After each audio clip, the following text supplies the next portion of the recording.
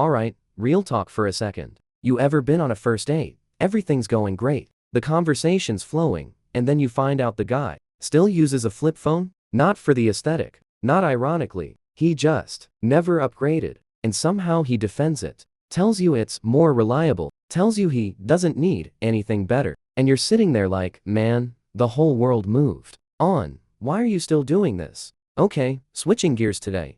No more of that. Because I just went down a rabbit hole. That is basically that flip phone guy. Except it's not one guy. It's like a billion people, and it's been going on for over 100 years. I'm talking about your keyboard. The one you're probably typing on right now. QWERTY, top left row. And guys, I need you to sit with this for a second, because it is scientifically or provably not the best way to type. There is a better layout. It has existed since 1936. It is faster. It is more accurate. It reduces finger travel by insane margins. And almost nobody uses it. Let that sink in. So here's the wild part. When I say not the best, I don't mean like, it's fine. There's marginally better options if you're a competitive typist. I mean the layout your fingers are trained on right now was never designed for speed. It wasn't designed for accuracy. It wasn't designed for comfort. QWERTY, the layout basically the entire English typing world learned as children, was designed, at least according to the most common explanation, to slow you down on purpose. And yet it won. It curb-stomped every competitor for a century, and it's still standing today like nothing ever happened. So the question I had, and the question we're answering today is simple. If there's a genuinely better system sitting right there, proven, tested, documented, why did the worse one win? And more importantly, why does it keep winning, decade after decade, generation after generation, even now when switching costs basically nothing? Spoiler, it's not one dumb reason. It's like 5 reasons all stacked on top of each other, reinforcing each other, until the worse option becomes basically impossible to dislodge. Let's get into it. First, let's establish the case for the defense, because I want you to feel how obvious this should be. In the 1930s, a guy named August Dvorak, an educational psychologist at the University of Washington, teamed up with his brother-in-law William Dealey to redesign the typewriter keyboard from scratch.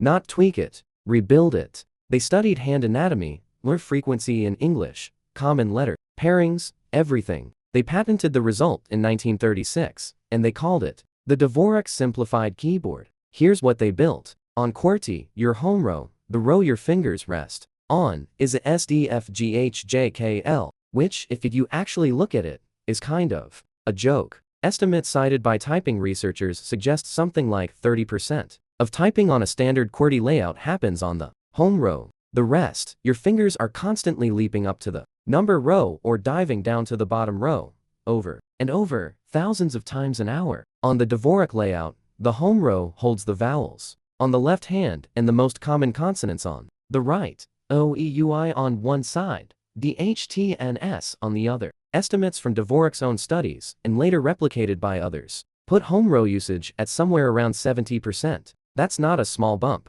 That's more than double. And it compounds, because Dvorak also cared about hand alternation, meaning how often you're bouncing left, right versus hammering the same hand over and over, which is slower and more fatiguing. QWERTY forces a ton of same hand, same finger repetition, partly because of, again, historical accident, which we're getting to. Dvorak's layout was built to alternate hands constantly, which multiple studies on typing biomechanics have linked to both higher speed ceilings and lower repetitive strain risk. So on paper, guys, this isn't close. Less finger travel, more home row use, more hand alternation, fewer awkward same finger sequences. This is the flip phone guy losing to the smartphone. In every single category. Raw numbers, no contest. So why is nearly every keyboard on Earth, from your laptop to your phone's physical keyboard mode to industrial checkout systems, still running QWERTY almost 90 years after a demonstrably better system was patented and proven? Cause number 1.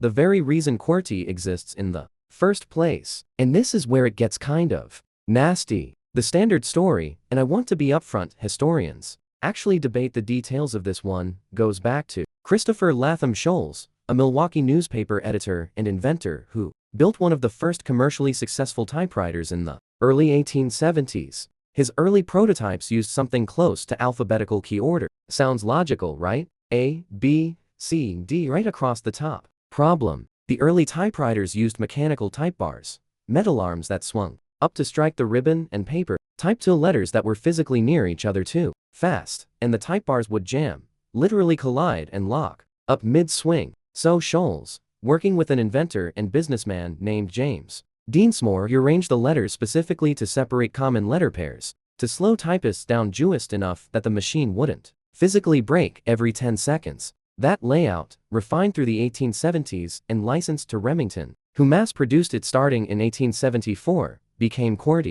Now, I gotta be straight with you, because I promised no invented facts. Some historians, notably Koichi Yamada in A detailed 1980 history of typewriter design, argue the jam avoidance story is oversimplified, that the layout evolved through multiple rounds of trial, telegraph operator feedback, and business decisions, not one clean engineering insight. But the throughline everyone agrees on is this: QWERTY was never optimized for the human hand. It was optimized for a piece of 1870 seconds hardware that doesn't exist anymore. We are right now in 2026, still bending our fingers around the limitations of a machine that hasn't been manufactured in decades. Cool, cool, cool, cool. So that's strike one, the origin. Strike two is what happened next. And this is the part that really seals it. The typewriter market moved fast, and it moved before anyone could stop and ask, wait, is this actually good? Remington's success with QWERTY meant other manufacturers copied it because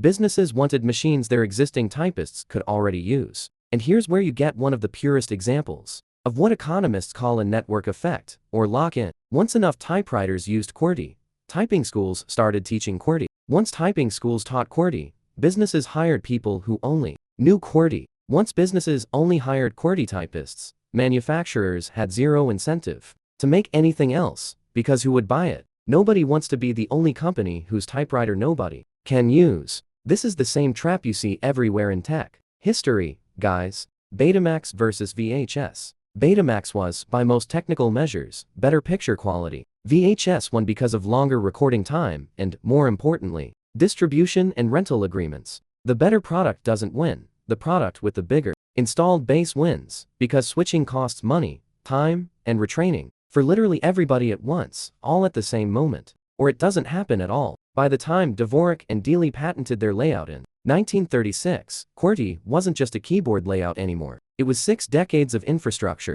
millions of machines, entire school curriculums, office culture, typing certification tests. Dvorak wasn't proposing a better keyboard. He was proposing that an entire country relearn how to use its hands. And that's a much, much harder sell than, here's a slightly faster gadget. Cause number 3, and this one's brutal because it's almost purely psychological: muscle memory. Typing, once you're fluent, isn't a conscious skill anymore. Neurologically, it becomes what's called procedural memory, the same category as riding a bike or driving a stick shift, stored differently in the brain than facts and figures, way more automatic, way harder to override. Ask any touch typist to look at their fingers while typing and watch them completely fall apart. The fingers know the path. The conscious brain doesn't even have the map anymore. It got handed off. That means switching from QWERTY to Dvorak isn't like learning a new app. It's like relearning to walk, except every single day you need to walk somewhere important, like, say,